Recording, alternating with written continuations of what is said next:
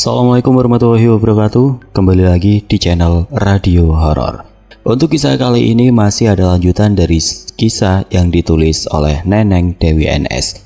Sebuah lanjutan dari kisah yang berjudul Misteri Batu Nisan Mak Saena. Buat teman-teman yang belum mengikuti kisahnya, nanti klik saja link yang ada di kolom deskripsi. Dan sebelum kita lanjut ke ceritanya, tekan dulu tombol like video ini dan jangan lupa tekan juga tombol subscribe channel ini. Nyalakan juga lonceng notifikasinya agar tidak ketinggalan cerita-cerita lainnya. Dan seperti apa untuk kisah kali ini? Langsung saja kita masuk ke ceritanya.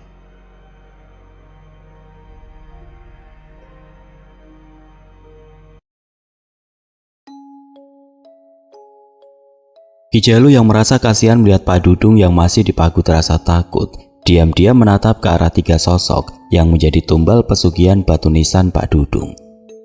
Dalam hatinya, Ki Jalu mengajak mereka berbicara dengan memakai bahasa telepati. Ki Jalu tidak ingin Pak Dudung mengetahui kalau dirinya memiliki kelebihan yang tidak dimiliki oleh kebanyakan orang lain.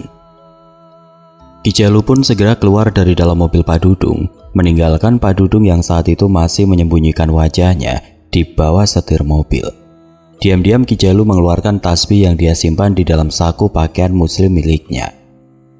Laki-laki parubaya itu pun mulai melantunkan zikir sambil meminta agar ketiga arwah penasaran tersebut jangan lagi mengganggu Pak Dudung dengan memakai bahasa batin. Apapun yang sudah kalian bertiga alami, apapun kesalahan yang pernah diperbuat oleh beliau, sebaiknya kalian maafkan. Tolong jangan mengganggu Pak Dudung lagi, kata Ki Jalu. Tapi ketiga arwah gentayangan yang sudah dibutakan oleh dendam kesumat tersebut malah tersulut emosinya. Mereka akhirnya berbalik mau menyerang Ki Jalu. Ketiga sosok tersebut malah langsung menyerang Ki Jalu. Jangan ikut campur kau aki-aki. Kau tidak tahu sejahat apa laki-laki ini dan perbuatan jahat apa yang sudah dia lakukan kepada kami bertiga, kata arwah Pak Itang, salah satu dari tiga sosok arwah gentayangan tersebut. Namun Ki Jalu tetap bersikeras tenang dan kembali mencoba membujuk ketiga arwah tersebut, meski mereka sudah bergerak cepat hendak menyerangnya.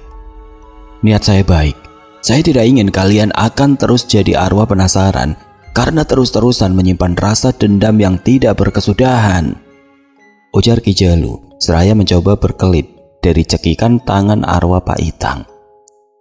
Pada saat yang sama Ki Jalu juga melompat menghindari tendangan arwah dari Kang Anwar dan Kang Enjang yang mengarah ke dada dan perut laki-laki itu. Ketiga arwah penasaran tersebut tampak geram ketika mengetahui serangan mereka semua gagal total dan tidak berhasil melukai tubuh Ki Jalu. Namun Ki Jalu yang kini sudah memiliki level kesabaran yang mulai meningkat dibanding sebelumnya, lebih memilih untuk tidak menghabisi ketiga arwah tersebut. Meskipun hal itu bisa dia lakukan dengan mudah, semudah membalikan telapak tangan. Apalagi kini Ki Jalu sudah memiliki 6 kodam berwujud sosok macan kumbang yang bisa melumpuhkan ketiga arwah tersebut hanya dalam waktu singkat. Tapi Ki Jalu yang sekarang berbeda jauh dengan Ki Jalu yang dulu. Kini kekuatan yang dimilikinya tidak mau dia pakai untuk membunuh lawan sesuka hatinya. Ki Jalu lebih memilih untuk mengikat ketiga arwah penasaran tersebut dengan memakai selubung gaib. Tujuannya bukan untuk menghabisi, tapi sekedar menahan tiga arwah tersebut agar jangan lagi mengganggu Pak Dudung. Ki Jalu juga sudah tahu kalau Pak Dudung bermaksud untuk mengembalikan sebuah batu nisan yang sempat dia pakai untuk pesugihan untuk mendapatkan kekayaan, kehormatan dan juga kekuasaan. Meski Pak Dudung tidak memberitahunya, tapi Ki Jalu sudah bisa mendapatkan terawangan langsung saat tangannya tadi tidak sengaja menyentuh tangan Pak Dudung. Pak Dudung, sekarang sudah aman. Pak Dudung sudah bisa melanjutkan perjalanan, tutur Ki Jalu dengan suara tenang. Pak Dudung sedikit kaget. Awalnya laki-laki itu sempat tidak percaya dengan ucapan Ki Jalu, bahkan dia masih ragu untuk mengangkat kepalanya dari bawah setir mobil. Benar Ki, apa tiga hantu tadi sudah beneran pergi? Beneran sudah tidak ada lagi di sini Ki? Tanya Pak Dudung ragu-ragu sambil mengedarkan pandangannya ke sekeliling seakan-akan ingin memastikan. Ki Jalu hanya geleng-geleng kepala melihat kelakuan Pak Dudung. Saya tidak bohong Pak Dudung. Kalau Pak Dudung tidak percaya silakan lihat sendiri, sahut Ki Jalu sambil menunjuk ke depan kaca mobil, di mana ketiga arwah yang tadi sempat hendak meneror Pak Dudung sudah tidak tampak lagi. Dengan ragu Pak Dudung mengangkat kepalanya, lalu perlahan mengintip ke arah yang barusan ditunjuk oleh Ki Jalu. Saat itulah Pak Dudung sedikit bingung. Bagaimana bisa ketiga arwah itu tahu-tahu sudah tidak ada lagi di sana? Tapi Ki Jalu hanya pura-pura tidak melihat saat Pak Dudung sempat menatap lekat ke arahnya. Sepertinya Ki Jalu ini bukan orang sembarangan. Aku yakin dialah yang tadi mengusir ketiga arwah tadi, gumam Pak Dudung dalam hati. Namun hal itu justru membuat Pak Dudung jadi sedikit tenang, sebab dalam perjalanannya kini ditemani oleh Ki Jalu. Tanpa banyak bicara apalagi bertanya, akhirnya Pak Dudung pun melanjutkan perjalanan. Tidak terasa malam pun semakin larut. Hujan pun perlahan mulai reda, menyisakan aroma khas tanah basah yang tercampur oleh air hujan. Mobil Pak Dudung pun perlahan kembali membelah jalan menuju tujuan utamanya, yaitu ke sebuah pemakaman kuno tempat Pak Dudung 6 bulan yang lalu mencabut batu nisan mendiang Mak Saena. Sementara itu di rumah mewah Pak Dudung terlihat Bu Mira yang terus bersungut-sungut. Dia sangat menyesalkan pilihan Pak Dudung yang ingin mengembalikan batu nisan milik mendiang Mak Saena. Jelas itu adalah keputusan yang sangat bertentangan dengan keinginannya. Soalnya Bu Mira masih belum siap kalau harus kehilangan semuanya. Dia sudah merasa nyaman hidup bergelimang harta dan bebas untuk menikmati, juga membeli apapun tanpa harus memikirkan harganya. Dasar suami tidak sayang istri. Apa dia nggak mikir kalau sampai batu nisannya dikembalikan, dia malah akan kembali jatuh miskin. Jabatannya sebagai kepala desa juga akan dicopot warga. Sumpah, kenapa aku bisa punya suami setolol itu? Tandas Bu Mira mencak-mencak sambil membanting keras pintu kamarnya, sehingga suara bantingannya terdengar sampai ke lantai bawah. Brak! Hari ini adalah hari yang cukup melelahkan untuk Bu Mira. Karena untuk pertama kalinya dalam sejarah pernikahannya dengan Pak Dudung yang baru seumur jagung, dia malah harus bertengkar hebat dengan laki-laki itu. Sebuah pertengkaran yang hanya diawali perihal batu nisan pesugihan. Bu Mira saat ini sudah tidak sabar ingin segera mengempaskan tubuh lelahnya di atas pembaringan. Hati perempuan muda itu masih dihimpit oleh rasa kesal bercampur geram pada sang suami, sehingga mulutnya masih saja meracau mengeluarkan omelan dan umpatan kesal. Padahal saat itu Pak Dudung sedang tidak berada di rumah. Laki-laki itu sedang dalam perjalanan untuk mengembalikan batu nisan yang sempat dicurinya dari pemakaman kuno. Namun tiba-tiba saat hendak menuju pembaringan, langkah Bu Mira refleks terhenti. Tubuh perempuan itu seperti terpaku pada satu titik, sehingga membuat waktu seakan terhenti di detik itu juga bagi Bu Mira. Betapa tidak, tepat di dekat pembaringan berdiri sesosok nenek-nenek yang wajahnya sungguh mengerikan. Ya, dia adalah sosok Mak Saena. Sosok itu menatap penuh amarah kepada Bu Mira yang kini tampak mulai menggigil ketakutan. Wajahnya juga berubah pucat, tapi dia tidak bisa beringsut dari tempatnya berdiri. Bu Mira hanya bisa memejamkan kedua matanya karena nyalinya tidak kuat untuk melihat penampakan makhluk tidak kasat mata yang kini berada di hadapannya. Perlahan sosok Mak Saena mendekat ke arah Bu Mira. Tepatnya sosok itu melayang dengan kedua kaki kurusnya yang tidak menapak ke lantai. Dengan suara serak yang menggigitkan bulu roma, sosok itu berkata sambil menatap manik hitam di mata Bu Mira. Berani-beraninya kau melarang suamimu untuk mengembalikan batu nisanku. Sebagai balasannya, hari ini tidak akan aku biarkan kau hidup, wahai manusia serakah. Ancam sosok Mak Saena dengan kedua mata melotot penuh amarah ke arah Bu Mira. Badan Bu Mira makin gemetar. Ingin sekali perempuan itu berteriak untuk minta tolong, tapi lidahnya terasa keluh seperti ada sebuah benda berduri tajam kini menghalangi tenggorokannya. Kau sepertinya takut mati, tapi tidak takut untuk mengorbankan orang lain demi harta dan kekuasaan. Makanya, sudah sepantasnya kau mati di tanganku, wahai perempuan serakah. Mak Saena mengakhiri ucapannya dengan mengangkat sebelah tangannya ke arah vas bunga yang ada di pojok kamar. Dan hal yang di luar nalar pun terjadi. Vas bunga berukuran besar yang berisi aneka bunga-bunga plastik yang dijadikan sebagai pajangan itu pun perlahan mulai melayang naik ke atas. Lalu hanya dalam satu kali hentakan tangan Mak Saena, vas bunga tersebut langsung menghantam kepala Bu Mira yang masih terus berdiri seperti patung. Terdengar pegikan kesakitan tertahan dari mulut perempuan itu ketika kepalanya dihantam keras oleh vas bunga yang melayang di atas kepalanya. Vas bunga itu pun pecah seiring dengan mulai mengucurnya darah dari luka di kepala istri Pak Dudung tersebut. Anehnya Bu Mira sudah berusaha sekuat tenaga untuk berteriak, tapi suaranya masih tetap tertahan di kerongkongannya. Kini hanya air mata yang meleleh di kedua pelapah pipinya untuk menggambarkan pedihnya rasa sakit yang dia rasakan saat itu. Tidak puas sampai di situ, sosok Mak Saena yang sepertinya benar-benar ingin menghabisi nyawa Bu Mira, kali ini mengarahkan tangannya ke arah ikat pinggang dari bahan kulit sapi milik Pak Dudung yang tergantung di capstock dekat pintu kamar Pak Dudung tersebut.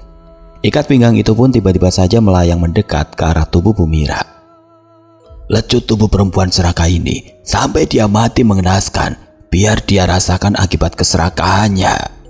Perintah sosok Mak Saena sambil terus mengekeh, memamerkan barisan giginya yang hitam dan bergerigi, sehingga menambah nilai seram dalam diri sosok tersebut. Seperti mengerti maksud perintah dari sosok Mak Saena, aneh bin ajaib ikat pinggang itu pun refleks bergerak melecut tubuh Bu Mira di beberapa bagian tubuhnya berkali-kali. Jeritan tertahan kembali keluar dari bibir perempuan itu meski samar. Kini sekujur tubuhnya dipenuhi oleh luka lecutan yang terlihat memanjang dan berwarna merah mengeluarkan darah. Beberapa bagian tubuh Bu Mira bahkan tampak terkelupas akibat kerasnya lecutan dari ikat pinggang tersebut. Sampai akhirnya, dua lecutan terakhir dan yang paling keras kini mendarat di kepala Bu Mira. Sehingga luka di kepalanya makin bertambah parah dan tampak lukanya menganga lebar. Tidak sanggup lagi menahan semua rasa sakit yang begitu beruntun menghantam kepala dan sekujur tubuhnya. Akhirnya Bu Mira pun menyerah. Sudah tidak kuasa lagi menahan semuanya. Tiba-tiba saja tubuh rampingnya roboh ke lantai kamar. Untuk beberapa saat tubuhnya mengejang saat merasakan nyawanya dicabut paksa dari raga kasarnya. Kemudian tubuh Bu Mira akhirnya diam tidak bergerak. Ya, akhirnya nyawa perempuan itu pun terlepas dengan paksa dari tubuh kasarnya. Perempuan serakah itu akhirnya tewas mengenaskan dengan kondisi yang sungguh sangat memilukan. Kedua matanya melotot seperti hendak meloncat keluar, lidahnya terjulur keluar dan kepala belakangnya yang menghantam lantai kamar kini pecah dengan isi otak yang beramburan ke sekitar lantai. Sebaliknya sosok Mak Saena terlihat begitu puas karena sudah berhasil menghabisi perempuan muda itu. Mampus kau perempuan serakah. Perempuan yang membawa pengaruh buruk untuk suaminya, sekarang giliran si Dudung keparat yang akan aku jadikan tumbal terakhirku. Kata sosok itu sebelum akhirnya sosoknya menghilang, berubah menjadi kepulan asap berwarna hitam, meninggalkan aroma khas bau bunga kenanga yang menyeruak ke seantero kamar. Kemudian suasana kamar pasangan suami istri yang tadi sempat berbisik dan riuh oleh suara siksaan itu pun kini berubah sunyi senyap. Tidak ubahnya suasana sebuah pemakaman umum di malam hari. Kini Bu Mira harus tewas sia-sia dengan kondisi yang sangat memprihatinkan akibat mempertahankan keserakahannya sendiri. Sementara itu Ki Jalu yang mulai mengkhawatirkan kondisi psikis Pak Dudung sesekali melirik ke arah laki-laki itu. Rasa kemanusiaan Ki Jalu dan rasa khawatir takut terjadi apa-apa dengan laki-laki yang kini menjabat kepala desa itu membuatnya jadi ingin menemani perjalanan Pak Dudung. Pak Dudung, kata Ki Jalu seraya mengalihkan pandangan ke arah Pak Dudung yang masih fokus menyetir. Iya Ki, ada apa Ki? Saut Pak Dudung balas menatap Ki Jalu. Sebenarnya tujuan Pak Dudung mau kemana? Apa Pak Dudung tidak keberatan kalau saya temani? Jujur saya mengkhawatirkan Pak Dudung. Ki Jalu akhirnya berkata jujur. Tentu saja jawaban dari Ki Jalu ini cukup mengagetkan sekaligus membuat Pak Dudung sumringah. Boleh banget Ki. Bila memang tidak merepotkan. Alhamdulillah saya malah senang sekali. Tapi apa saya tidak mengganggu tujuan Ki Jalu? Kan katanya tadi Ki Jalu mau ke rumah kenalan Aki yang Pak itu, kata Pak Dudung sedikit sungkan. Insya Allah tidak mengganggu sama sekali Pak Dudung. Saya ini cuma pengembara yang melangkah sesuai isi hati saya dan kemana kedua kaki saya ingin melangkah. Jadi Pak Dudung tidak perlu sungkan, tandas Ki Jalu. Bukan tanpa alasan Ki Jalu ingin menemani Pak Dudung. Tadi tanpa sengaja saat tangannya menyentuh bau Pak Dudung, saat mencoba menenangkan laki-laki itu, tiba-tiba saja lelaki parubaya itu mendapatkan sebuah penglihatan. Sepertinya itu adalah penglihatan yang berkaitan dengan masa depan atau hal yang akan terjadi, tapi entah kapan kejadiannya akan berlangsung. Ya, Ki Jalu seperti melihat Pak Dudung yang sedang berjongkok di depan sebuah makam, tapi tidak lama kemudian muncul dua tangan kurus berwarna putih pucat dari dalam makam tersebut. Kedua tangan kurus itu ukurannya berubah memanjang, seperti sebuah tali panjang yang mendadak membelit tubuh Pak Dudung, lalu mencekik lehernya, sehingga laki-laki itu megap-megap kesusahan untuk bernafas. Sehabis mendapat penglihatan yang cukup mengerikan itu, Ki Jalu refleks istighfar dan dalam hatinya memohon pertolongan dari Tuhan agar selalu melindungi Pak Dudung. Namun tentu saja Ki Jalu tidak menyampaikan penglihatannya kepada laki-laki itu, karena takutnya malah makin membuat mental Pak Dudung semakin terperosok jatuh. Setelah sekitar 30 menit mobil Pak Dudung membelah jalan melewati hamparan pohon pinus yang berjajar di sepanjang jalan. Tiba-tiba saja dia menghentikan mobilnya tepat di pinggir jalan yang cukup gelap, sama sekali tidak terkena penerangan baik dari tiang listrik yang berjajar di sepanjang jalan, juga tidak tersentuh oleh cahaya temaramnya rembulan yang mulai tampak malu-malu menyinari langit yang tertutup gelap. Sebuah jalan yang berbatasan dengan sebuah hutan yang dikelilingi oleh pohon-pohon besar. Bila dilihat dari bentuk pohonnya yang sudah tinggi menjulang, bisa dipastikan usia pohon-pohon tersebut sudah mencapai usia puluhan tahun. Bahkan akar-akarnya sudah tertanam kuat di dalam tanah, sehingga sangat sukar untuk ditumbangkan. Hal ini tentu saja menambah suasana di jalan itu semakin terlihat misterius dan menyimpan teka-teki yang tersimpan rapat. Hanya diketahui oleh orang-orang tertentu saja. Setelah mematikan mesin, Pak Dudung langsung turun dari dalam mobil. Tidak lupa dia mengambil bungkusan berwarna putih yang berisi batu nisan milik mendiang Mak Saena yang dia letakkan di jok paling belakang. Posisi bungkusan itu sama sekali tidak berubah, masih berada di tempatnya. Saat mengambil bungkusan tersebut, Pak Dudung sempat tercenung sejenak. Laki-laki itu merasa heran, kenapa sekarang bungkusan kainnya berubah menjadi warna hitam pekat seperti arang, dengan aroma khas anyir darah yang begitu menyengat. Sontak tercium dari dalam bungkusan tersebut. Aneh, perasaan aku membungkus batu nisan ini tempo hari memakai kain kafan berwarna putih sesuai perintah dari Abah Engkus. Tadi juga waktu aku letakkan di jok belakang, warna kain pembungkusnya masih berwarna putih. Kenapa sekarang warnanya berubah menjadi kain berwarna hitam ya? Mana bau amis darah lagi? Tutur Pak Dudung dalam hatinya. Sontak perutnya tiba-tiba saja terasa mual, tapi sekuat tenaga ditahan oleh Pak Dudung yang sepertinya sudah tidak mau lagi untuk menunda-nunda niatnya untuk segera mengembalikan benda yang dibungkus tersebut ke tempat asalnya. Meskipun itu bukanlah sesuatu yang mudah untuk dilakukan, karena saat ini saja perutnya mati-matian menahan rasa mual yang makin lama makin terasa menyiksa, seperti ada sebuah tangan yang tidak terlihat sedang mengaduk-ngaduk isi perutnya. Pak Dudung tidak tahu kalau sekilas Ki Jalu juga ikut memperhatikan. Dalam hatinya laki-laki parubaya itu juga sempat merasa heran dengan perubahan warna kain pembungkus batu nisannya. Namun Ki Jalu lebih memilih untuk diam, pura-pura tidak tahu apa-apa. Bahkan Ki Jalu segera ikut turun dari dalam mobil Pak Dudung. Tapi akhirnya Pak Dudung memilih untuk tidak memusingkan hal itu. Baginya yang terpenting sekarang adalah bagaimana sesegera mungkin menemui Abah Engkus agar bisa membantunya mengakhiri perjanjian pesugihan batu nisan. Pak Dudung masih belum tahu kalau dukun andalannya tersebut sudah tewas di tangan sosok Mak Saena. Begitu juga dengan perubahan warna kain yang membungkus batu nisan tersebut, yang awalnya berwarna putih kini malah berubah menjadi hitam, adalah sebuah pertanda buruk, yaitu tewasnya Abah Engkus sebagai perantara pesugihan. Sedangkan munculnya bau amis darah yang berasal dari kain berwarna hitam tersebut adalah sebagai simbol kalau sudah terjadi pertumpahan darah yang diawali dengan dihabisinya Abah Engkus dan 3 orang warga sebagai tumbal pesugihan. Lalu hal ini akan berlanjut dengan korban-korban lainnya yang sudah menjadi target sosok Mak Saena. Dengan tangan sedikit gemetar dan hidung yang mencoba menahan aroma anyir darah, Akhirnya Pak Dudung berjalan sambil menenteng bungkusan yang berisi batu nisan tersebut. Ki Jalu tanpa diminta pun ikut turun. Tapi laki-laki Parubaya yang kini sudah bertobat itu lebih memilih untuk berjalan di belakang Pak Dudung. Ki Jalu ingin memastikan kalau laki-laki itu dalam kondisi aman. Setelah melalui jalan setapak yang licin akibat siraman air hujan, Pak Dudung akhirnya menghentikan langkahnya di depan sebuah gubuk tua. Ya, itu adalah rumah Abah Engkus, dukun pesugihan yang sudah membantu Pak Dudung melaksanakan pesugihan batu nisan. Belum sampai di depan gubuk tersebut, Ki Jalu sudah mulai gelisah sebab dia merasakan ada aura tidak biasa yang terpancar dari dalam gubuk tersebut.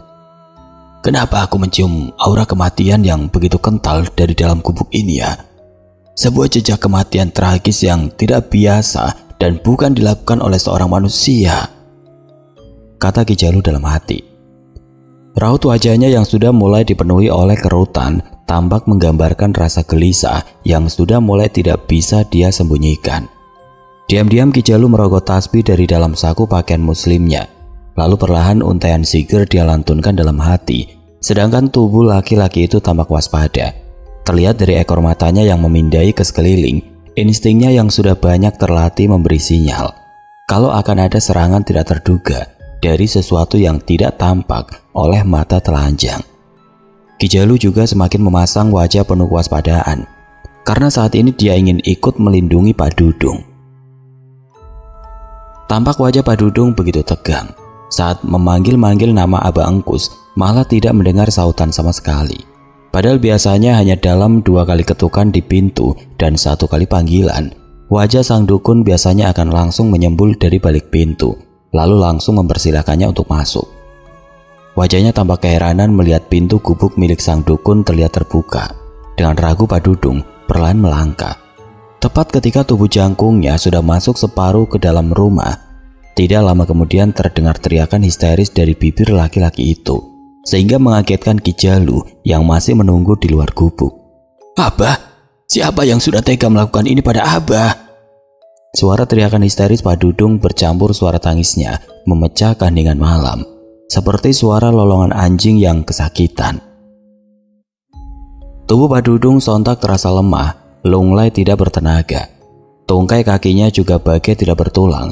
Rasanya satu persatu tulang di tubuhnya bertanggalan, sehingga dia akhirnya hanya bisa jatuh terduduk di depan jasad sang dukun. Mata laki-laki itu kini digelayuti oleh kabut air mata yang mulai tidak berhenti membasahi wajahnya. Pak Dudung masih belum lupa bagaimana dulu Abah Engkus sudah membantunya menjalani ritual pesugihan, sehingga kini akhirnya dia bisa menjadi orang kaya dan memiliki jabatan penting di desanya. Tapi saat dia ingin menghentikan dan memutus pesugihan tersebut, kenapa Abah Engkus malah meninggalkannya? "Saya harus bagaimana sekarang Abah? Bagaimana saya bisa menghentikan pesugihan ini kalau Abah sudah tidak ada?" Ratap laki-laki itu sambil menjambak-jambak rambutnya sendiri, sebagai pelampiasan rasa kecewa dan sedih yang kini menggunung. Hanya suara ratapan yang kini terdengar dari bibir laki-laki itu. Tubuh kurusnya pun tampak ikut berguncang seiring makin derasnya cucuran air mata yang menetes di pipinya. Ki Jalu dengan sigap setengah berlari masuk ke dalam gubuk. Setelah mendengar suara teriakan histeris Pak Dudung, dia yakin pasti ada hal buruk menimpa laki-laki yang kini didatangi oleh Pak Dudung tersebut. Dugaan Ki Jalu tidak meleset, karena tidak jauh dari depan pintu gubuk terlihat sebuah pemandangan yang sungguh mengerikan, juga begitu sadis. Tampak tubuh seorang laki-laki parubaya berusia sekitar 70 tahun sudah terbujur kaku di lantai kamar ritualnya dengan kondisi yang sangat mengenaskan.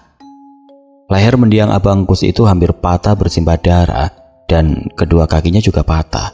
Tepatnya seperti sengaja ada yang mematahkan kedua kakinya itu dengan paksa.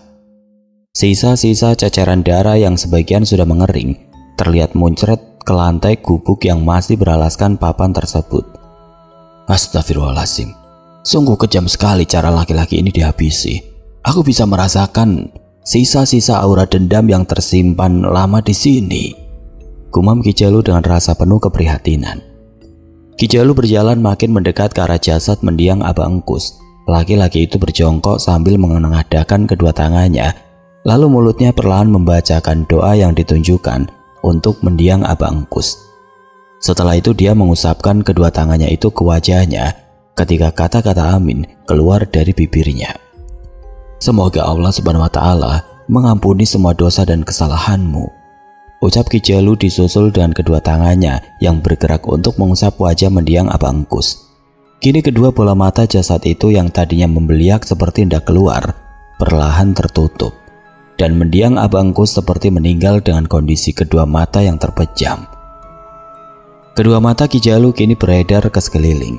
Rupanya dia sedang mencari kain untuk menutupi jasad Aba Engkus agar bau amis khas darah yang masih keluar dari tubuhnya bisa tersamarkan.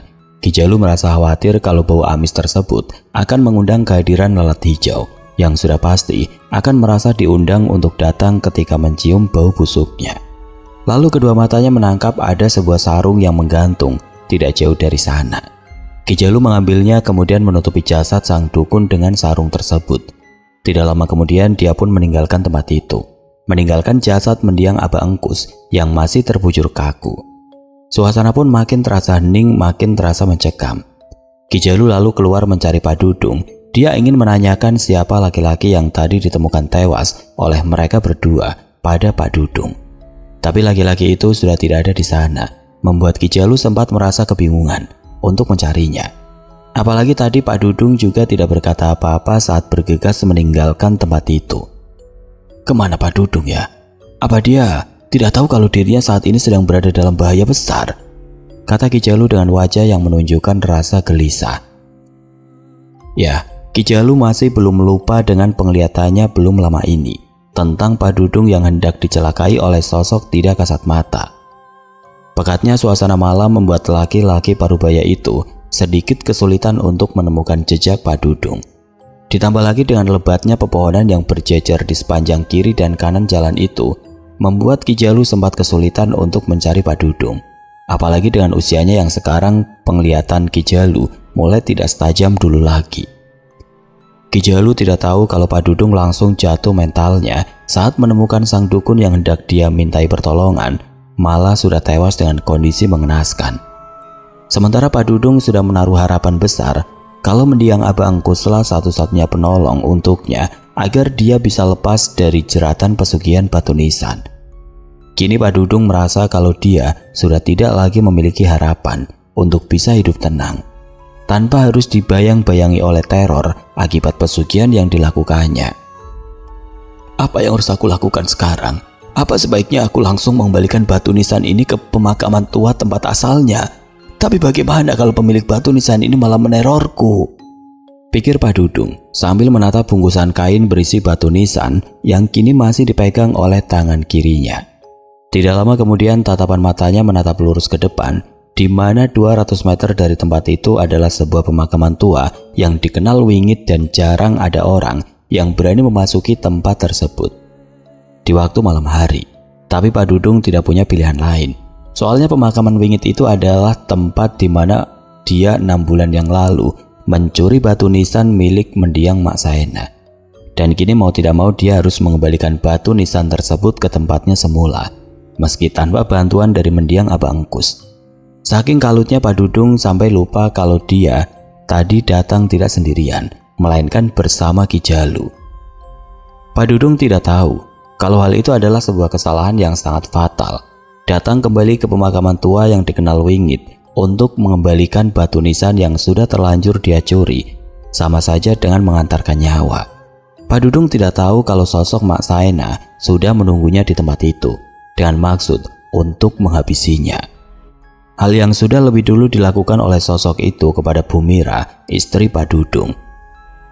Lalu mendiang Mak Saena yang sudah disusupi oleh jin kafir berniat untuk mengambil sukma laki-laki itu untuk dia jadikan sebagai budak di alamnya.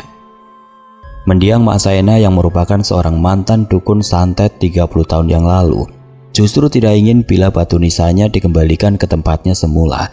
Soalnya sosok nenek-nenek itu sudah mulai menikmati kondisi sosoknya yang kini bisa bebas gentayangan, meneror orang-orang yang di masa lalu pernah ikut andil dalam proses kematiannya yang sangat tragis. Bahkan kesaktian yang pernah dimilikinya semasa hidup Sebagian masih bisa digunakan bahkan seakan sengaja dibangkitkan kembali gara-gara batu nisanya dijadikan sebagai sarana pesugihan. Ya, salah satu orang yang dimaksud adalah mendiang Abah Engkus yang malam ini sudah meregang nyawa di tangannya dengan kondisi kematian yang tidak kalah tragisnya. Rupanya, 30 tahun yang lalu ada kisah kelam yang sempat dialami langsung oleh sosok Mak Saena yang dulunya adalah seorang dukun ilmu hitam, sebuah dendam kesumat yang berhubungan dengan Engkus muda yang dibawa oleh sang dukun sampai ke liang lahat. Sesuatu yang tidak bisa dihapuskan begitu saja, apalagi dilupakan oleh sosok itu.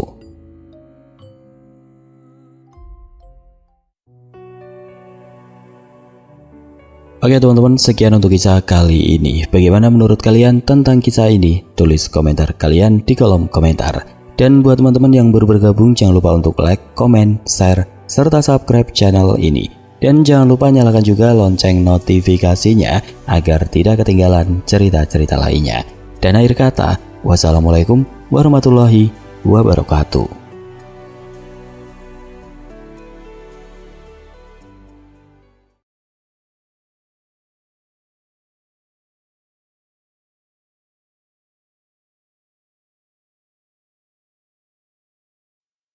Assalamualaikum warahmatullahi wabarakatuh. Kembali lagi di channel Radio Horor. Untuk kisah kali ini masih ada lanjutan dari kisah sebelumnya, sebuah kisah dari tulisannya Neneng Dewi NS. Kisah lanjutan dari pesugihan Juragan Darto. Dan sebelum kita lanjut ke ceritanya, tekan dulu tombol like video ini dan jangan lupa tekan juga tombol subscribe channel ini. Nyalakan juga lonceng notifikasinya agar tidak ketinggalan cerita-cerita lainnya. Dan seperti apa untuk lanjutan dari kisah ini? Langsung saja kita masuk ke ceritanya.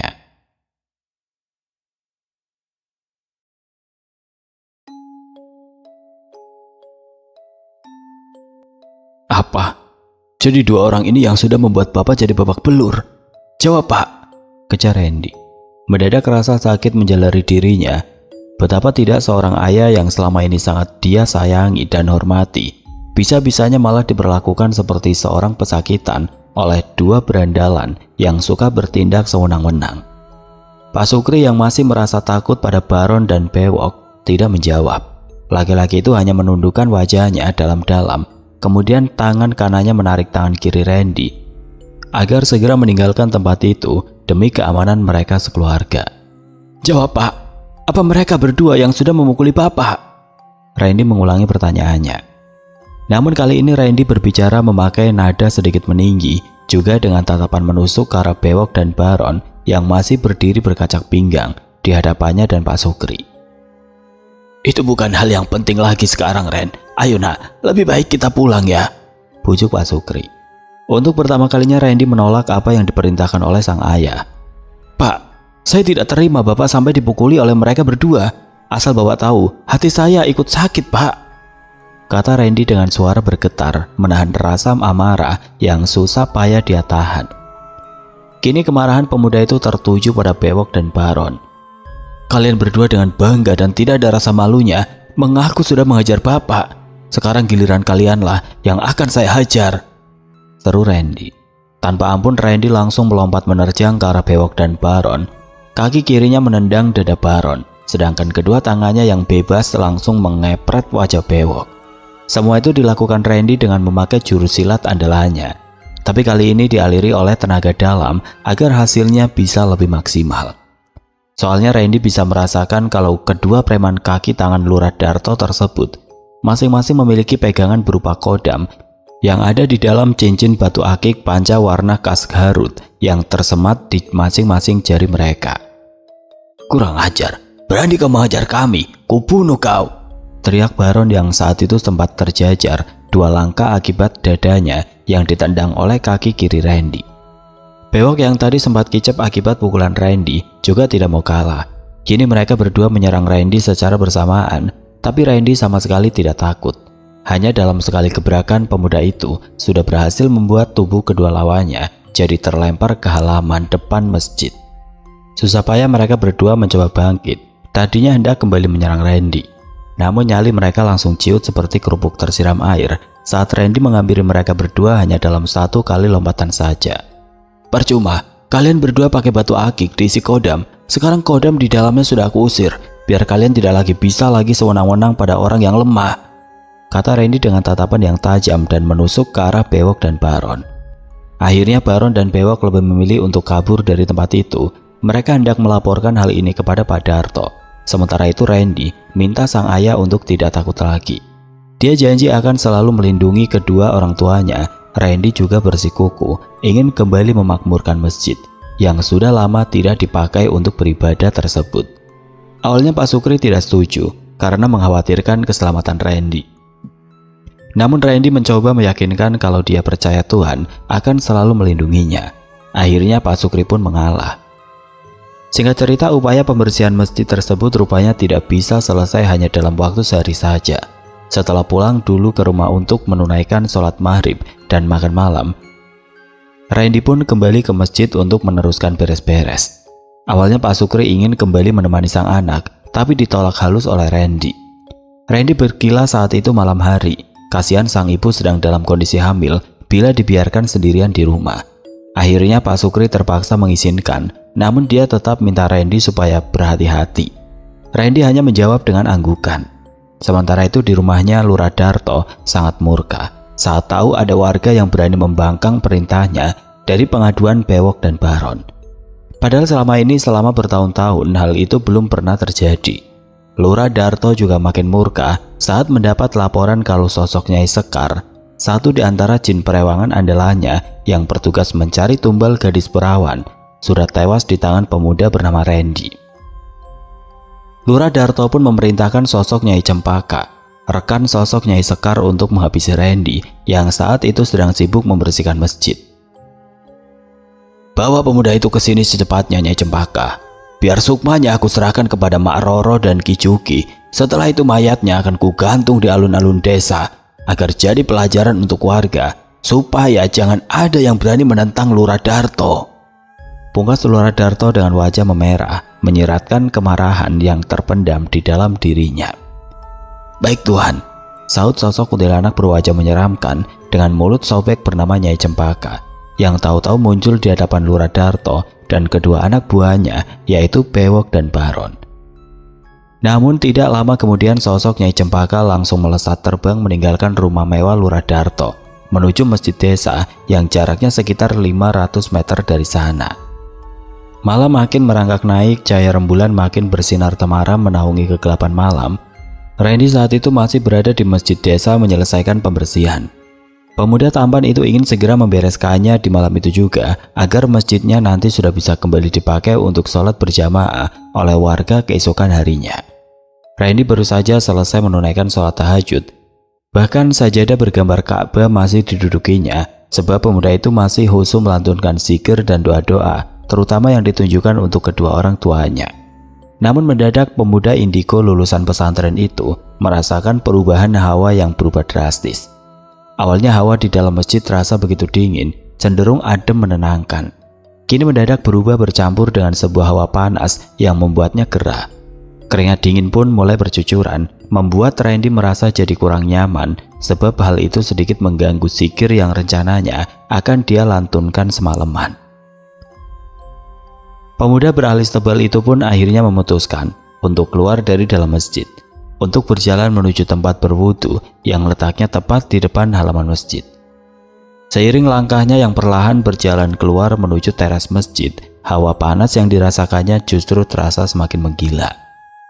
Sepertinya ada tamu tidak diundang yang datang, kata Randy dalam hati.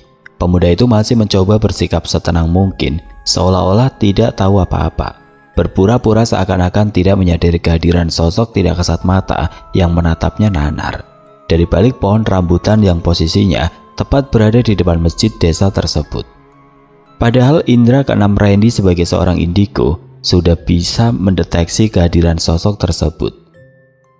Bahkan Randy diam-diam sudah bersiap-siap mengantisipasi segala kemungkinan, termasuk bila seandainya sosok itu tiba-tiba saja menyerangnya tanpa aba-aba. Dan tidak jauh dari sosok itu, dua orang laki-laki yang memakai jaket kulit ikut mengamati gerak-gerik Randy dari kejauhan. Ya, Mereka adalah Baron dan Bewok yang sengaja ditugaskan oleh Lurah Darto untuk menyaksikan Randy yang akan dijadikan bulan-bulanan sosok makhluk tidak kasat mata bernama Nyai Cempaka. Kali ini tubuh pemuda sombong itu akan habis dicapik-capik oleh cakra Nyai Cempaka, gumam Bewok kepada Baron. Baron manggut-manggut. Ya Wok, aku juga sudah tidak sabar melihatnya. Tidak pernah ada orang yang bisa lolos dari serangan Nyai Cempaka, dan aku dengan senang hati akan membuang jasad pemuda itu nanti ke sungai biar dimakan buaya. Saut Baron dengan ujung bibir menyunggingkan senyum mengejek ke arah Randy. Ya, kedua preman itu sebenarnya merasa kesal sebab tadi berhasil dikalahkan oleh Randy. Bahkan Randy berhasil membuat kodam kebanggaan mereka yang ada di dalam batu akik pancawarna khas Garut milik mereka. Jadi kabur meninggalkan mereka karena tidak tahan sosoknya terbakar oleh aura positif yang memancar dari tubuh Randy. Itu sebabnya Bewok dan Baron begitu antusias melihat pertarungan yang akan terjadi antara Randy dan sosok Nyai Cempaka malam ini. Sebab mereka sangat yakin jin perewangan milik sang majikanlah yang akan keluar sebagai pemenangnya. Randy yang baru selesai berwudu, darahnya langsung terkesiap saat melihat kemunculan sosok perempuan dengan wujud yang cukup menyeramkan. Tahu-tahu sudah berdiri dengan posisi melayang di hadapannya. Sosok itu rambutnya panjang menjuntai aut-autan. Randy dalam hatinya refleks mengucap istighfar, sebab baru kali ini melihat sosok yang bentuknya menyeramkan sekaligus aneh seperti itu. Sosok itu mulutnya terlihat robek dan kukunya panjang berwarna hitam. Sosok itu langsung tersenyum ke arah Randy, memamerkan robekan mulutnya yang memanjang hampir memenuhi wajahnya. Astagfirullahaladzim. Randy kembali membaca istighfar. Mendadak perasaan pemuda itu jadi tidak enak karena dia sudah yakin kalau kehadiran sosok tidak kasat mata yang satu ini punya niat tidak baik. Kita bertemu lagi, wahai pemuda tampan, sapa Nyai Cempaka dengan suara serak yang justru terdengar menakutkan bagi siapapun yang mendengarnya. Randy tidak menjawab, meski diam-diam dia mencoba mengingat-ingat kapan pernah bertemu atau melihat sosok ini sebelumnya. Sampai akhirnya Randy ingat kalau sosok perempuan ini pernah dia lihat di sebuah rumah besar dan mewah di perbatasan desa. Ketika pertama kali dia kembali menginjakan kaki di desa kelahirannya ini. Merasa tidak ada gunanya berinteraksi dengan sosok itu, Randy memilih tidak memperdulikan kehadirannya. Dia malah lanjut berjalan hendak kembali masuk ke dalam masjid. Namun tahu-tahu sosok Nyai Cempaka malah sengaja menghadang langkahnya. Apa maumu? Randy yang merasa terganggu dengan kehadiran sosok itu menegurnya. Aku mau kau serahkan sukmamu, wahai anak manusia, saut sosok Nyai Cempaka yang tiba-tiba saja hendak memeluk tubuh Randy. Namun Randy dengan sigap segera menghindar dan melompat ke samping kanan. Hidung pemuda itu sempat terasa sesak karena mencium bau busuk yang seperti bau ikan mentah yang memancar dari tubuh sosok Nyai Cempaka. Bau busuk tersebut terasa seperti hendak mengaduk-aduk perutnya sehingga Randy hampir saja mau muntah meski masih bisa dia tahan. Sialan, rupanya kau jeli juga ya. Mari kita lihat apa kau masih bisa menghindar dari ini. Ejek sosok Nyai Cempaka yang serta-merta mengibaskan gaun berwarna putih kusam yang dikenakannya ke arah Randy. Aneh seketika gaun itu menyelubungi tubuh jangkung Randy, bak sebuah kurungan yang membatasi ruang gerak pemuda tampan itu. Randy hanya bisa menggeliat-ngeliat seperti seekor ulat yang terkurung dalam kepompong. Dia benar-benar merasa kesusahan untuk menggerakkan tubuhnya. Apalagi sih ini? Kenapa sosok ini malah mengurung tubuhku seperti ini? Gerutu Randy yang sama sekali tidak bisa menebak maksud dari sosok Nyai Cempaka. Jangan coba-coba kau melawanku, wahai manusia. Aku bukan tandinganmu. Tawa mengekeh terdengar dari mulut robek sosok Nyai Cempaka yang kian menambah kengerian penampakan sosoknya. Aku tidak takut padamu. Aku hanya takut kepada Allah, timpal Randy dengan suara khas bariton miliknya. Coba saja kalau kau bisa, tantang sosok Nyai Cempaka. Randy mencoba sekuat tenaga mengalirkan tenaga dalamnya ke bagian kedua tangannya. Tapi hasilnya nihil. Tenaga dalamnya sama sekali tidak berfungsi, seakan bisa dikunci sosok itu. Akan tetapi Randy tidak mau menyerah begitu saja. Randy diam-diam membacakan doa Nabi Yunus dalam hatinya secara khusyuk. Mengepalkan kedua telapak tangannya lalu membukanya. sedangkan bibirnya tidak putus-putus melantunkan zikir memohon pertolongan dari Tuhannya. Tidak berlangsung lama tiba-tiba tercium bau gosong, disusul gaun lusuh sosok Nyai Cempaka yang perlahan seperti terbakar dari arah bawah. Bahkan nyala apinya yang entah berasal dari mana malah kian lama kian membakar, sehingga membuat sosok itu jadi kebakaran jenggot. Wajahnya yang pucat makin bertambah pucat. Api, aduh panas, teriak sosok Nyai Cempaka. Sontak sosok Nyai Cempaka langsung menarik gaun lusuhnya dari tubuh jangkung Randy, sehingga otomatis pemuda itu pun kini terbebas dari kurungan gaun lusuhnya. Tidak mau ambil resiko di saat sosok itu kelimpungan mencoba menyelamatkan gaun lusuhnya yang terbakar, Randy pun melayangkan sebuah tendangan yang sengaja diarahkan ke kepala sosok Nyai Cempaka. Sosok Nyai Cempaka yang tidak siap merasa kaget saat diserang Randy dengan tendangan mautnya. Terdengar lenguan kesakitan dari bibirnya yang robek, kedua tangannya yang berbentuk cakar refleks memegangi kepalanya yang berdenyut sakit terkena hantaman kaki Randy. Tapi Randy tidak bergeming, karena dia tahu sosok yang satu ini tidak patut untuk dikasihani. Tepat ketika sosok Nyai Cempaka yang kehilangan keseimbangan terhuyung ke belakang, dengan sigap Randy kembali melayangkan tendangan yang dialiri energi murni. Kali ini diarahkan ke dada sosok itu. Sosok Nyai Cempaka yang kesakitan makin tidak bisa menguasai dirinya. Rasa sakit yang begitu telak dirasakan di bagian kepala dan dadanya membuat sosok itu tubuhnya terbanting ke lantai teras masjid. Randy makin menambah penderitaan sosok jin kafir itu dengan membacakan ayat-ayat ruqyah sambil melemparkan garam kasar yang sudah dibacakan surat Al-Fatihah dan 3 surat kulhu ke sekujur tubuhnya. Sehingga lolongan kesakitan makin nyaring terdengar begitu memilukan dari bibir sosok itu. Randy tidak membuang kesempatan itu. Dia terpaksa menghabisi sosok Nyai Cempaka sebab sosok itu bersama sosok Nyai Sekar rekannya sudah banyak memakan korban, di mana mereka berdua menjadi sosok makhluk tidak kasat mata yang ditugaskan oleh Lurah Darto untuk mencari para calon korban untuk ditumbalkan, yaitu para gadis yang bekerja sebagai pengupas bawang di tempat Lurah Darto. La haula wala quwata illa billah.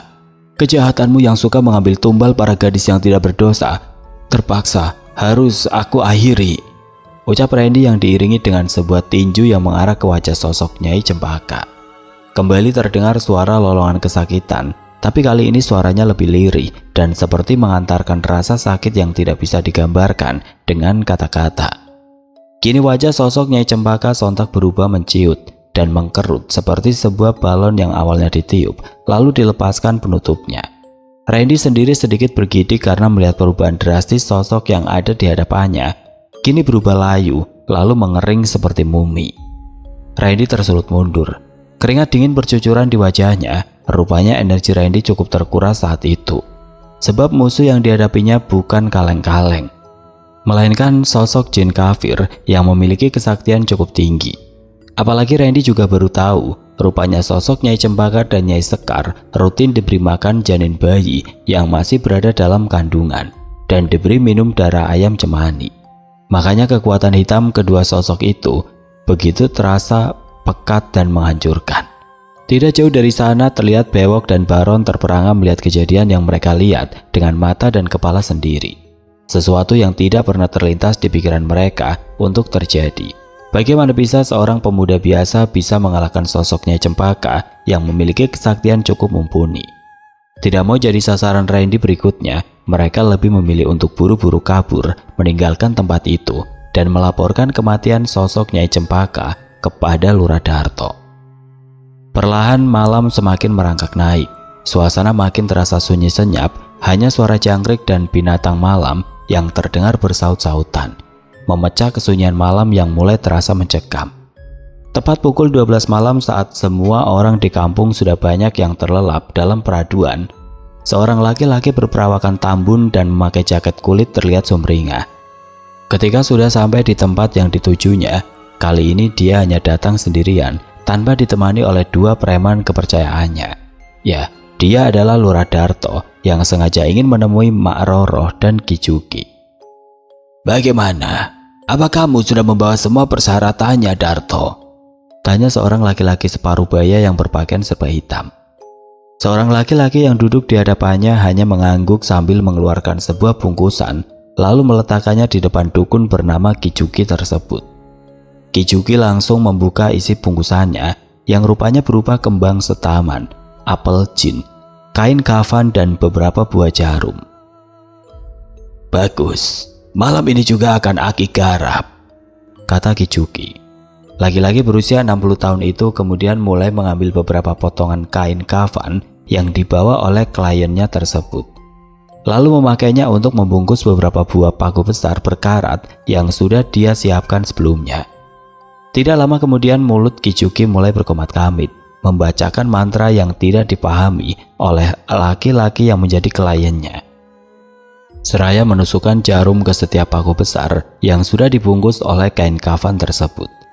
Tidak lupa dukun yang terkenal sakti dari wilayah Garut Utara itu juga menyiramkan cairan berwarna hitam pekat berbau anyir dari sebuah mangkuk yang ada di dekatnya. Itu adalah darah ayam cemani yang disiapkan oleh Kijuki sebagai salah satu syarat ritual santet yang sedang dia persiapkan. Malam semakin larut, keheningan semakin memangut suasana malam. Namun bau asap kemenyan yang dibakar di ruang ritual Kijuki malah semakin santer tercium, seiring makin merindingnya bulu kuduk laki-laki yang tadi menemui sang dukun. Tapi tekadnya sudah bulat untuk melakukan itu, demi sebuah dendam dan rasa yang sudah membatu di dalam dirinya. "Mampuslah kau kali ini, bocah ingusan," gumam Luradarto dengan senyum sinis tersungging di sudut bibirnya. Sementara itu Randy berniat melanjutkan rencananya untuk menghabiskan sisa malam dengan melaksanakan sholat tahajud dan berzikir hingga menjelang subuh. Randy juga melakukan hal itu sebagai cara untuk mengembalikan energi murni miliknya yang sempat tersedot cukup banyak ketika tadi menghadapi sosok Nyai Cempaka. Tiba-tiba saja Randy sempat merasakan firasat yang tidak enak ketika sedang berzikir di masjid. Mendadak Randy seperti mendengar suara seorang nenek-nenek memanggil namanya. Meski suaranya hanya seperti bisikan halus yang diterbangkan angin, Randy buru-buru hendak beranjak dari atas sajadah yang sejak tadi didudukinya. Namun mendadak badannya seolah-olah ada yang memaku di tempat, membuatnya hanya bisa diam seperti patung. Bahkan untuk menggerakkan mulut pun dia tidak bisa. Hanya matanya saja yang masih bisa bergerak memandang sekitar. Sekilas Randy melihat di luar masjid ada seorang nenek-nenek yang sedang tersenyum sinis kepadanya. Randy mencoba terus melafalkan zikir dalam hatinya untuk melawan. Tapi sebuah pukulan jarak jauh tiba-tiba saja menghantam dadanya dengan telak, hingga Randy merasakan rasa sakit yang teramat sangat di bagian dadanya itu. Belum sempat Randy menguasai diri, kembali sebuah pukulan sedahsyat tadi menghantam dadanya lagi. Akibatnya cukup fatal buat Randy. Sebuah cairan kental berwarna merah pun dimuntahkan Randy, pertanda saat itu dia mengalami luka dalam. Randy dengan sisa-sisa kekuatannya mencoba mengalirkan tenaga dalamnya yang tersisa untuk menetralisir rasa sakit yang kini mulai perlahan menghantam dadanya. Namun belum sempat dia lakukan, lagi-lagi pukulan jarak jauh bertubi-tubi menyerangnya hingga membuat Randy hampir kehilangan kesadaran. Dia juga belum sempat melakukan pemagaran pada dirinya yang tentu saja hal itu bisa berakibat fatal buat keselamatan Randy sendiri. Sosok nenek-nenek yang merupakan Mak Roro masih berdiri dengan jumawa di luar masjid. Namun sang dukun memakai raga halusnya lewat ajian meraga sukma.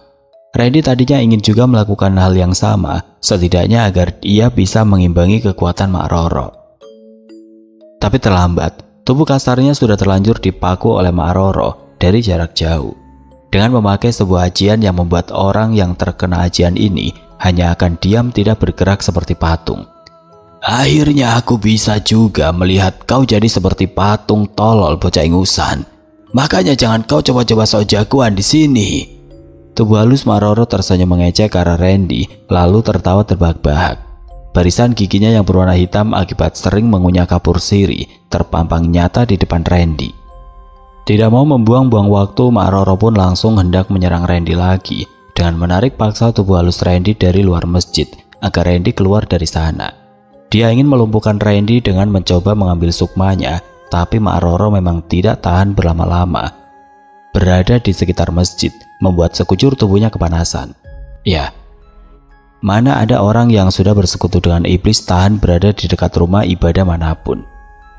Akhirnya keinginan aku untuk mengambil Sukma dan menjadikan kau sebagai budak seumur hidup di hutan Sancang jadi kenyataan. Salah sendiri berani-beraninya jadi pahlawan kesiangan." Kembali Mak Roro tertawa terbahak-bahak. Seraya tangan kirinya sudah berada di atas kepala Randy, hendak mengambil paksa Sukmanya dari sana.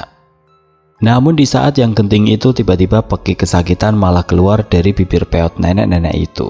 Soalnya ketika tangannya menyentuh ubun-ubun Randy, sontak Mak Roro merasakan hawa panas yang luar biasa menyerangnya.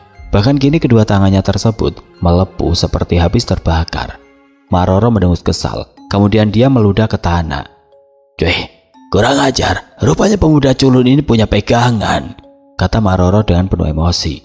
Kemudian sang dukun perempuan itu meniup-niup kedua tangannya yang tampak merah dan melepuh, seperti habis terkena jilatan api.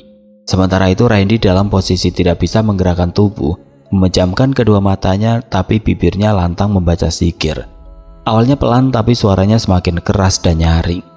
Disusul bergetarnya tubuh pemuda itu, seperti ada sesuatu yang mengguncang-guncang sekujur tubuhnya dari dalam. Kemudian, brak! Terdengar suara seperti bongkahan es yang dihancurkan. Kini Randy akhirnya bisa kembali menggerakkan anggota tubuhnya. Tidak henti-hentinya Randy mengucap syukur karena akhirnya bisa lepas dari jeratan ajian pelumpuh raga yang dimiliki oleh Mak Roro. "Kau jangan senang dulu bocah, aku masih belum kalah," seru Mak Roro. Mak Roro yang memang dikenal memiliki banyak kemampuan ilmu hitam, termasuk santet, kini meski hanya terpasung tegak dan memperhatikan dari jauh, tapi diam-diam Mak Roro mulutnya mulai merapalkan mantra. Dengan kondisi fisik dan ilmu kanuragan yang sudah pulih kembali, Mak Roro kini sudah bisa kembali memaksimalkan semua kemampuannya dan bersiap-siap untuk melancarkan serangan balasan ke arah Randy. Tidak lama setelah Mak Roro merapalkan mantra, dia pun memejamkan kedua matanya setelah sebelumnya mengambil posisi bersila. Lalu satu tangan kanannya perlahan terangkat ke atas, lalu membuat gerakan memutar ke kiri dan ke kanan. Awalnya gerakan tangan kanannya itu perlahan namun makin lama makin kencang, seiring gerakan mulutnya yang makin kencang dan cepat merapalkan mantra yang dibacanya. Entah mantra apa yang sedang dibacakan oleh perempuan parubaya itu, karena bahasanya terdengar begitu asing di telinga Randy. Setelah semua itu usai, Mak Roro pun mulai membuka matanya. Sementara satu tangannya yang lain yang tadi terkepal spontan dia buka. Tidak lama kemudian dari dalam tangannya itu keluarlah puluhan ekor kalajengking yang berhamburan keluar. Akan tetapi langkah mereka menuju satu titik seperti ada yang menjadi pemberi petunjuk harus ke arah kemana mereka harus berhenti. Sebuah seringai penuh arti pun tersungging di bibirnya yang keriput. "Jangan kau coba-coba bersikap sombong di hadapanku bocah culun." Tawa Mak Roro pun bergema di tempat itu. Randy kini dalam kondisi yang sangat memprihatinkan. Tubuh jangkungnya kini dalam kondisi terlentang beralaskan tanah. Akan tetapi seluruh tubuhnya baik tangan dan kaki mendadak terikat oleh sebuah tali berwarna coklat tua, seperti terbuat dari akar pohon. Tali mirip akar pohon itu begitu ketat membeli tubuhnya sehingga Randy untuk bernafas pun sedikit kesulitan. Dan akar kayu gaibnya seperti tertanam ke dalam tanah, karena Randy tidak menemukan ada satupun pepohonan besar di sekitar tempat itu. "Ya Allah, apa itu? Kok seperti rombongan kalajengking?" Wajah Randy berubah pucat saat tiba-tiba puluhan kalajengking berukuran besar berwarna hitam serentak berlarian menuju tubuhnya. Susah payah pemuda itu mencoba melepaskan diri dari ikatan akar kayu gaib yang masih membelenggu tubuhnya. "Jang Randy, coba Ujang bacakan doa Nabi Sulaiman untuk penakluk hewan buas seperti yang pernah diajarkan di pesantren." Tiba-tiba sebuah suara yang wujudnya tidak terlihat dengan mata telanjang bergema di telinga kiri Randy. Randy pun manut. Dengan kedua mata terpejam, pemuda berusia 21 tahun itu pun mulai membacakan doa Nabi Sulaiman untuk menaklukkan hewan buas. Meski suaranya tidak lantang, tapi masih bisa terdengar jalan jelas. Suara Randy terdengar sedikit bergetar, sebab mulai getar ketika ekor matanya melihat ada puluhan ekor kalajengking sedang berjalan cepat ke arahnya. Tidak ubahnya predator kelaparan yang saling berebut hendak memangsa buruannya. Tepat ketika seekor kalajengking yang berukuran paling besar hendak meloncat lebih dulu ke wajah Randy, tahu-tahu tubuh hewan yang dikenal punya sengatan sangat berbisa itu seperti terpental. Tubuhnya langsung terlempar kembali ke belakang. Untuk beberapa saat tubuhnya mengejang. Kemudian diam tidak bergerak, disusul tubuhnya yang berubah menjadi asap hitam yang perlahan membumbung naik ke atas. Kemudian sekejap mata langsung menghilang tertiup angin malam, meninggalkan bau gosong seperti benda yang habis terpanggang jilatan api. Hal yang sama pun juga terjadi kepada puluhan kalajengking yang hendak melakukan hal yang sama. Melihat hal itu, Randy jadi makin bersemangat untuk terus melantunkan doa Nabi Sulaiman. Sebuah bisikan kembali terdengar, namun kali ini berdengung di telinga kanannya. Kali ini bacakan doa Nabi Sulaiman untuk melumpuhkan jinjang. Baca yang keras dan lantang, kata suara bisikan tersebut yang bila ditilik dari suaranya adalah suara laki-laki.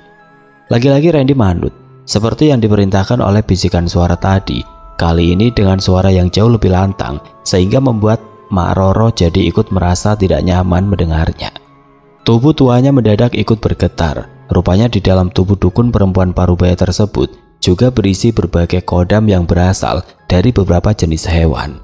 Di antaranya kodam ular, monyet, dan anjing. Dan kini kodam-kodam berwujud hewan-hewan yang tertanam di dalam tubuhnya itu seperti merasa ikut terusik dengan bacaan doa Nabi Sulaiman, pelumpuh jin yang sedang dibacakan oleh Randy. Pada saat yang sama, akar kayu gaib yang sejak tadi membelenggu tubuh jangkung pemuda itu perlahan mulai terlepas satu demi satu. Seperti ada tangan tidak terlihat yang mencabut paksa tali gaib tersebut. Wajah Randy sontak berubah sumringah. Sebuah senyum manis dengan selesung pipit di kedua pipinya makin menambah nilai ketampanan pemuda tersebut.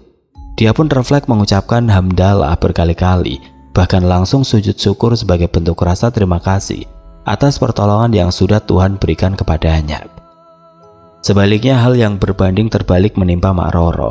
Sang dukun spesialis ilmu hitam itu terlihat hanya bisa mengerang kesakitan ketika dari dalam tubuhnya yang mulai rentah seperti keluar berbagai tonjolan yang hendak menyeruak keluar. Sebuah tonjolan tersebut keluar dari punggung, dada, perut, tangan, kaki, bahkan dahi sang dukun perempuan itu.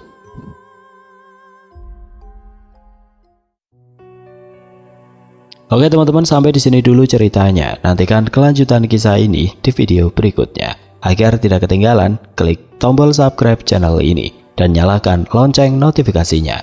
Wassalamualaikum warahmatullahi wabarakatuh.